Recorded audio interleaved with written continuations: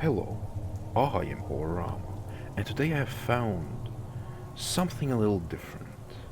This video won't be a collection of various experiences people have had with supernatural creatures, but instead I have found an interesting account of an alien abduction that was written about in 1972.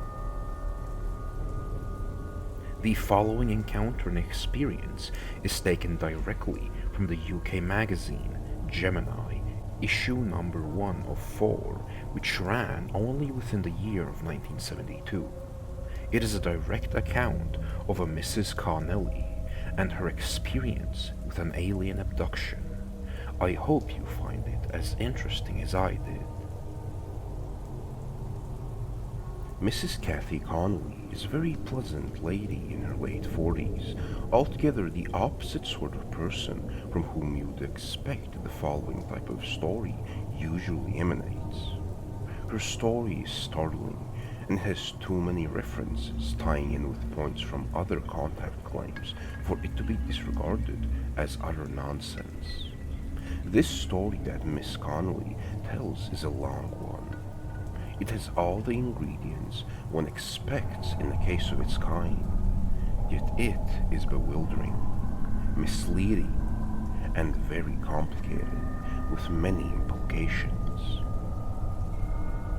At first hearing, the case seems too incredible to have really taken place, but when considering the age of her experiences, and also that Mrs. Connolly's command of English is not all she wishes it were, we can understand that she has become confused, and in turn, the story which she tells is now mixed up and hard to understand. She states her first contact with beings from the unknown was in 1940, and the last in 1952, although she claims that even now she meets these people in the streets of Coventry. The only way she recognizes them is by their action of touching a special watch worn on their wrists. This, she says, seems to bring more of the experiences back to her. Here, then, is Kathy's story. One Sunday afternoon during the war years, I was out walking down a lane in Meriden near Coventry. By sheer accident, I came across a metal, dome-shaped structure which I then took to be a permanent building. Next to this structure, apparently poking up through the grass, was a row of smoking chimneys. There were tall men all around the structure, seemingly adjusting something at the center. As I walked past them, the man who was facing the lane raised his hands to face level. He appeared to be cleaning them with a duster. As he walked closer to me, I gave him a smile, but he didn't smile back until he had finished cleaning his hands. And then this was a slow smile. He seemed to be weighing me up. All the men were wearing one-piece garments. They had unusually high foreheads, and their skin seemed to be tan. This was unusual because during the war, people tended to be pasty-faced. There was also something definitely different about the eyes. The structure appeared to be quite strong, solid that is, giving off a grey blue light. I recall walking past, and on retracing my steps, was surprised to find it had gone. The next contact. A few months later, I had a second experience. This time, it took place at work, when I was inspecting some chain links in the machine room with the micrometer I had been given. As I did this, a man who looked like the men I had seen at Meriden spoke to me and said, "Your war is upsetting my world." I reminded him that it was his war too, but he replied, "I don't come from this world. Take me to your king and queen." I told him that I could not. He asked if I was colorblind, and I said not. He then asked who he should contact, and I told him he should contact the head scientists and leaders at their country homes. He asked me several times if I would go with him. Once he asked me to go on a long journey and see nice colors. I refused. He had no accent, and I don't recollect seeing him again at the factory during the 3 years that I worked there.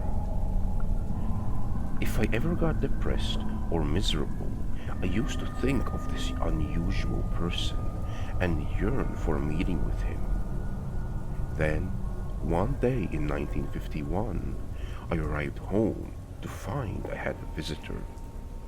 He explained that he was a messenger and said that he had asked to sign for the job. He said that unless I really did want to meet the person I had met at the factory, I was to refrain from thinking and intruding upon his thoughts.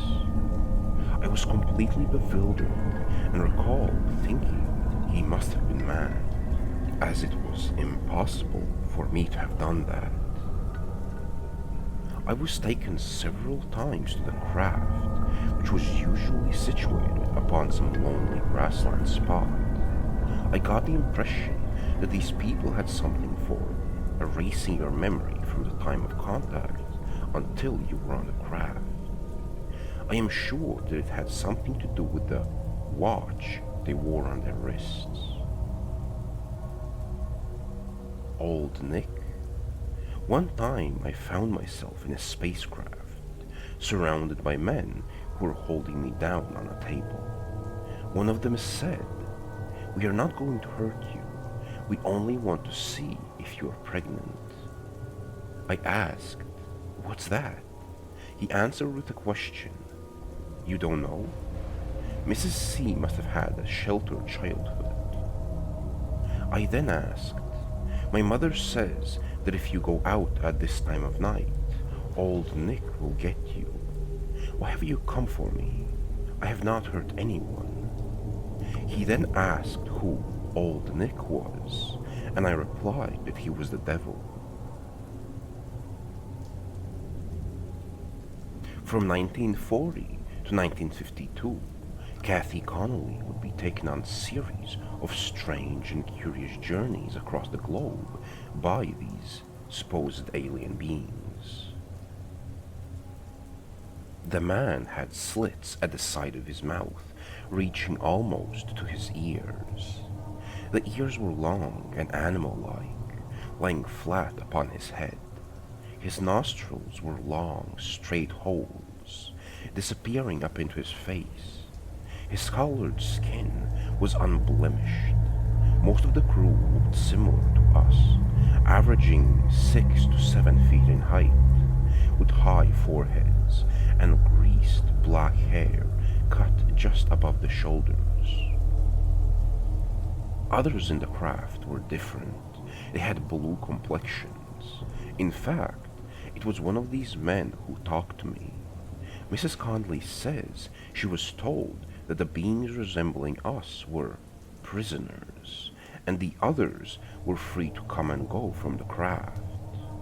To some, it might seem more likely that those beings who were very different to us were in fact prisoners to the craft, either because of responsibilities or because they could not exist long in our atmosphere.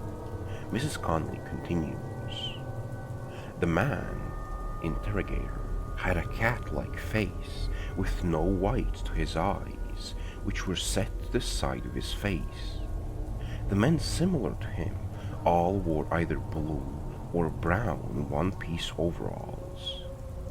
I told him that he had a very good plastic surgeon and explained to him what they could do to change his face.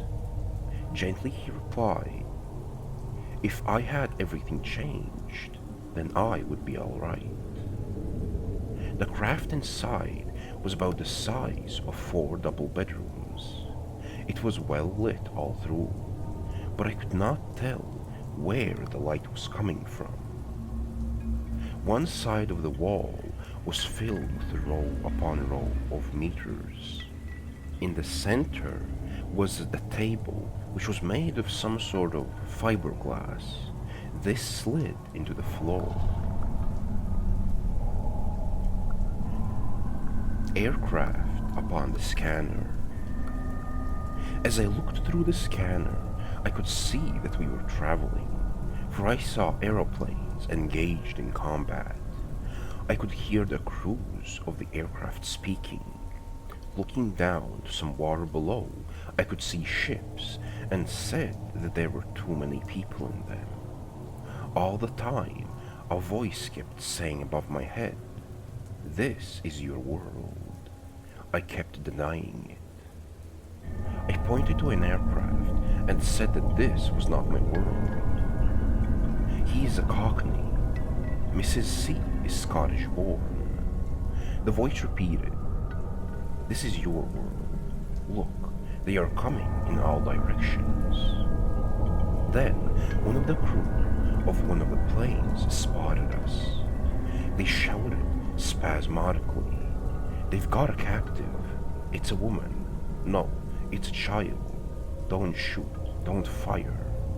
I ain't hanging around to find out. Now, we appeared to be traveling alongside the aircraft, and some of the crew were looking straight at us. One of them made a sign of the cross at me. At this point, my space friend asked me if I knew him, and I said no.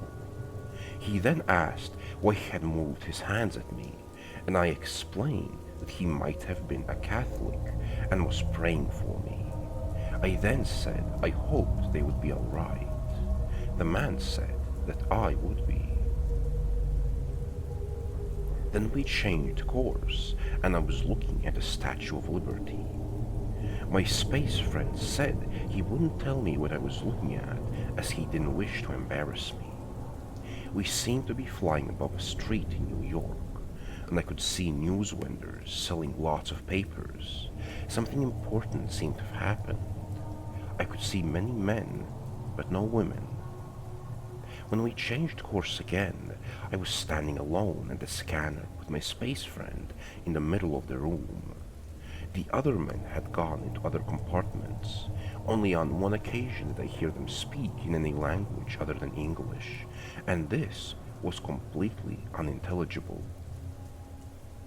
I thought the most intriguing thing about them was the way they were able to transfer their thoughts. They tried to teach me how to do it. I was told I didn't try hard enough and that anyone could do it. When I didn't wander off and just stared, I found I was able to read their thoughts and answer them. I was asked many questions, such as how blood transfusions were carried out and about household gadgets. They wanted to know everything I had ever done or witnessed and what I believed to be right and wrong. Often they did not understand what I meant and asked me to visualize such things.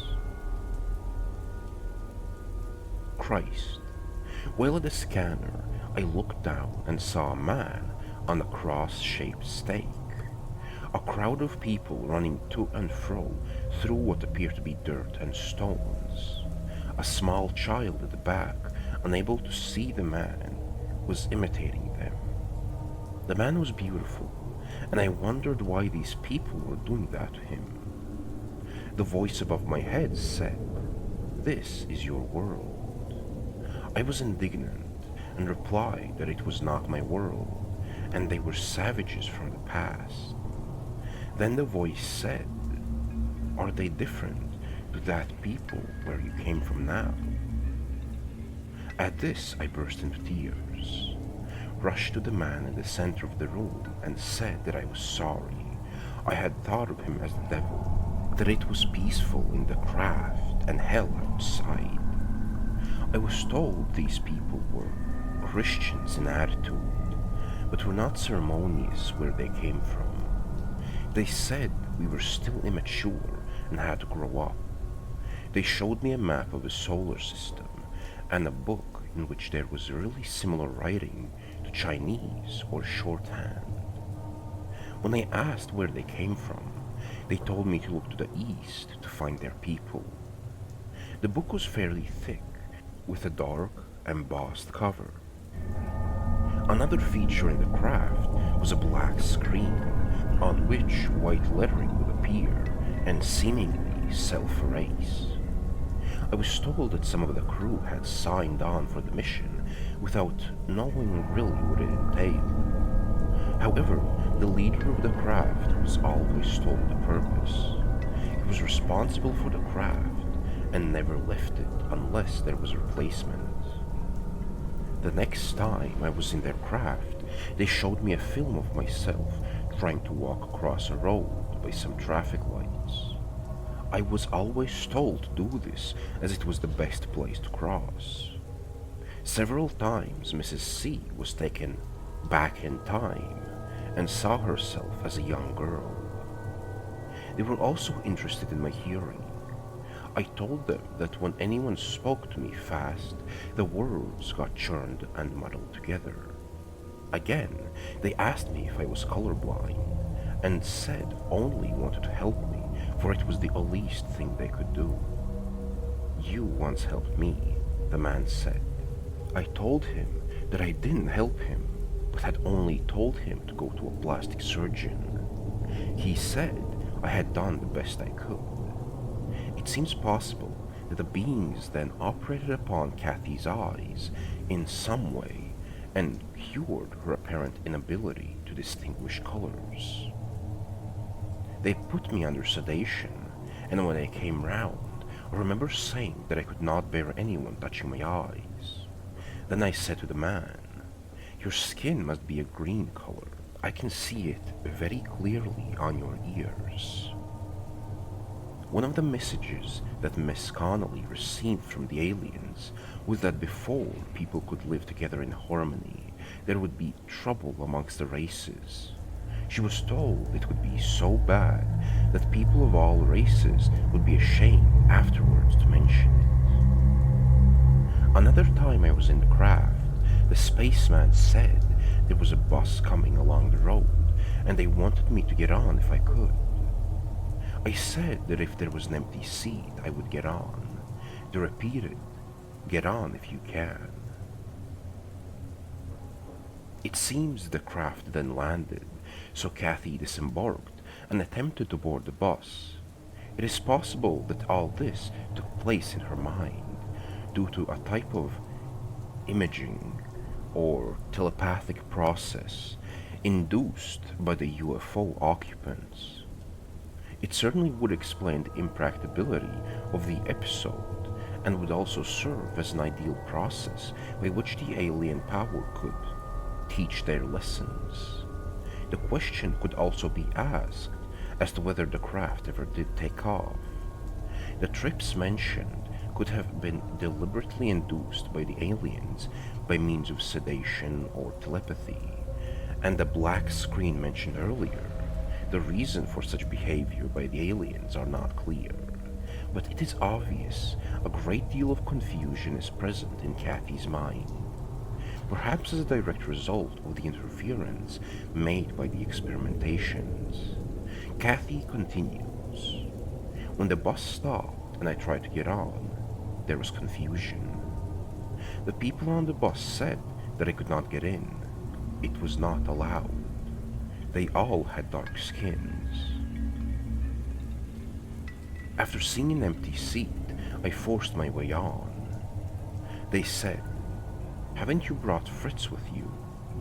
I thought they meant a dog, so I said I had no dog and made my way to the empty seat.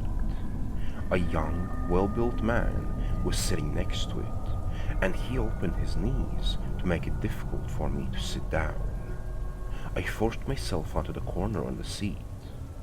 The driver then asked me for my fare, and I got some money out, but he said it was no good. He asked me where I come from, and I told him I came from Coventry. He then told me I would have to get my money changed But I said I would not be there long. I asked him the name of the place, and he said Rhodesia.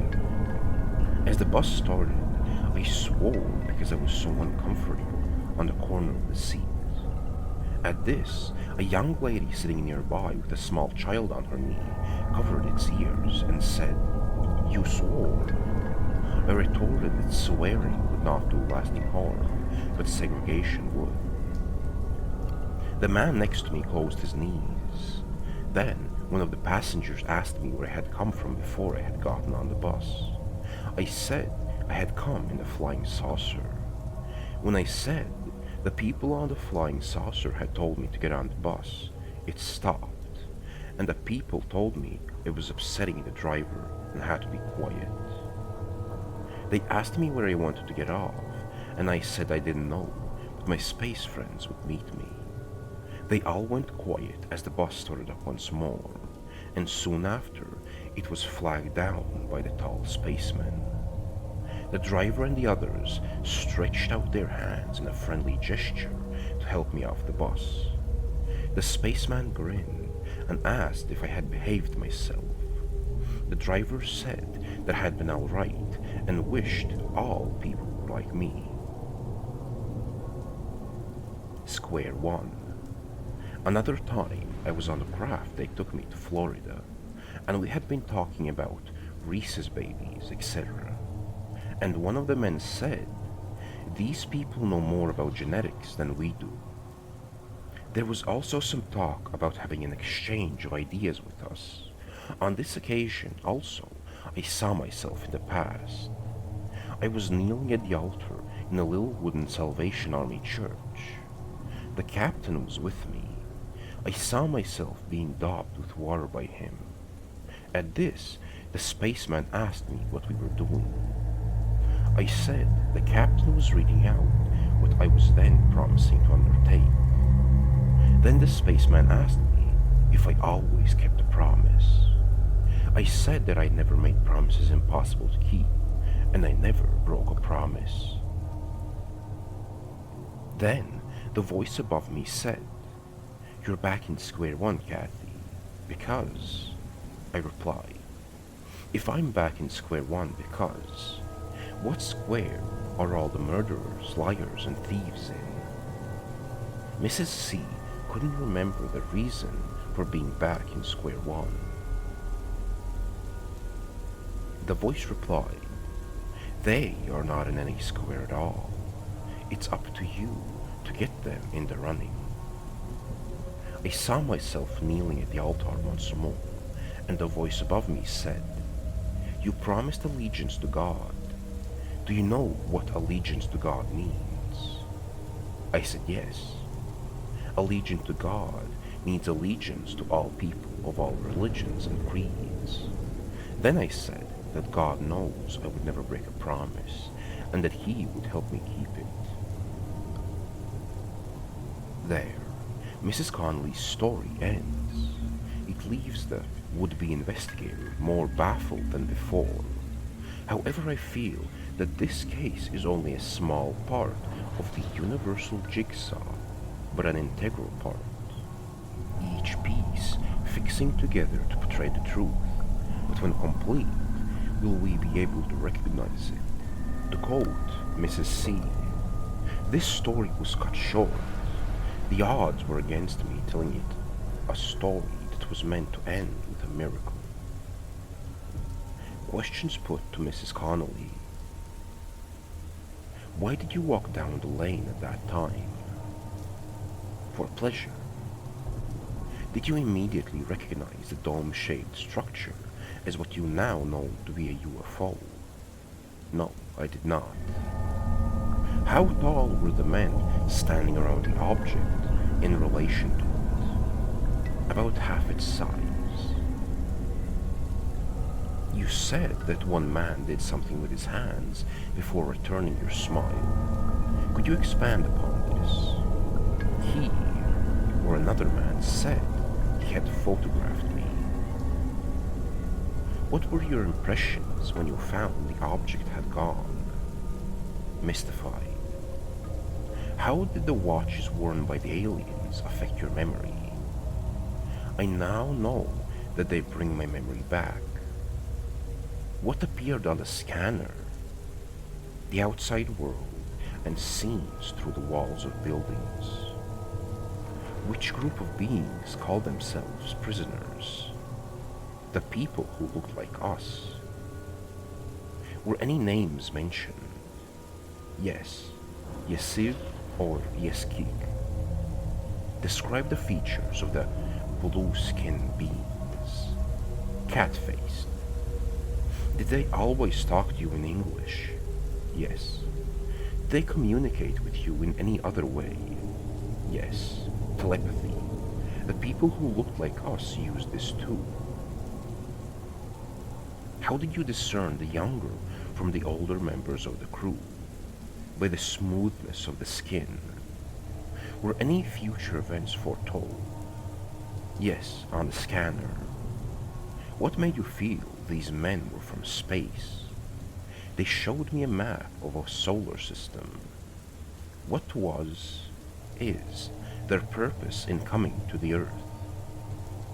To show us our capabilities. Why did they contact you? I was in an ideal place.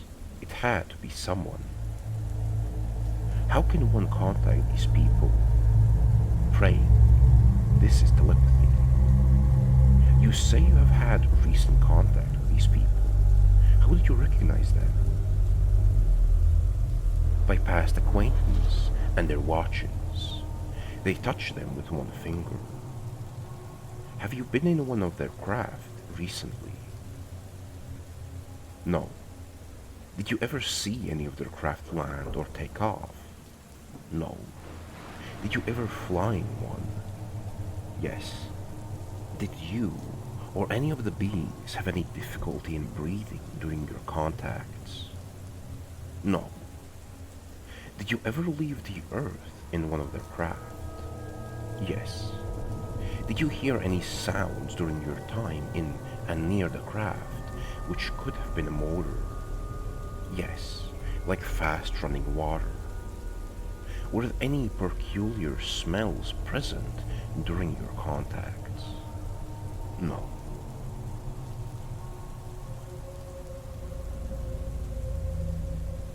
Alien abduction is a very interesting concept, since there is a plethora of medical explanations for why and how such an event could happen to a person, in their mind at least. But even so, in my opinion at least, there are far too many consistencies between accounts of each person's experience that simply a mental break seems a little unlikely as an explanation for each and every one of these events. Of course, the fact that aliens are such a massive cultural phenomena could have easily impacted these people to the point that they all have a vaguely similar experience. But this would not explain the stories of the veterans from both World War I and World War II, since the first ever real mentions of aliens in science fiction happened in 1956. Of course, there were mentions of aliens in various fictional stories before then, but they were an almost entirely different concept than what we think of as aliens today. But either way, I do hope you enjoyed my narrations, and even if you didn't, I want to wish you a good rest of your day.